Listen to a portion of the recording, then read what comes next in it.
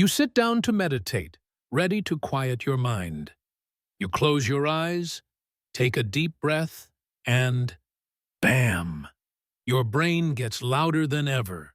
Thoughts, worries, to-do lists. It feels like you're failing. But here's the truth. Trying to force your mind to be silent is often why you're struggling. The secret to peace isn't stopping your thoughts.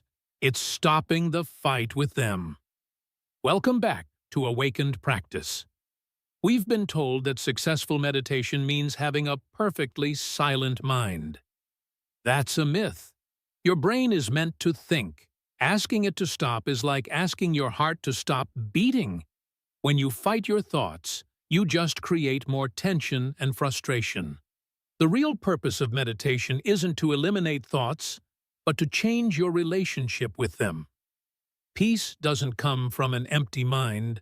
It comes from no longer being bothered by a busy one. So how do you do this? It's not about control. It's about allowing.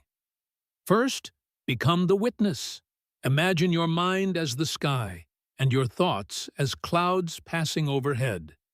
You can use visualization techniques to clear them. Picture a hand with a sponge gently wiping the thought away.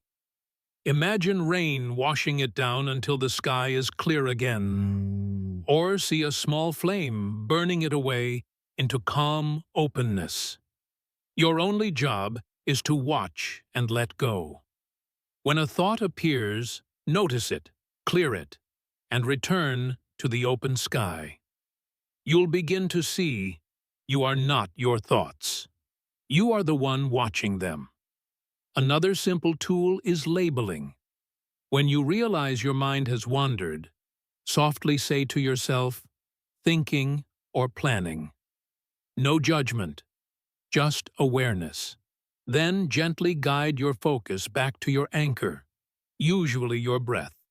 Your mind will wander 100 times. That's normal. The goal isn't to stop it, but to return each time with kindness. Every return is a small victory. That's the real practice. Meditation isn't about reaching some perfect stillness.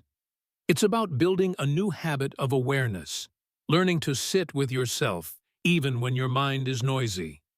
Over time, that noise loses its power. And if meditation ever makes you feel worse instead of calmer, reach out to a teacher or mental health professional. Guidance can make all the difference. So next time you sit down to meditate, let your mind be busy. You're not failing. You're practicing acceptance.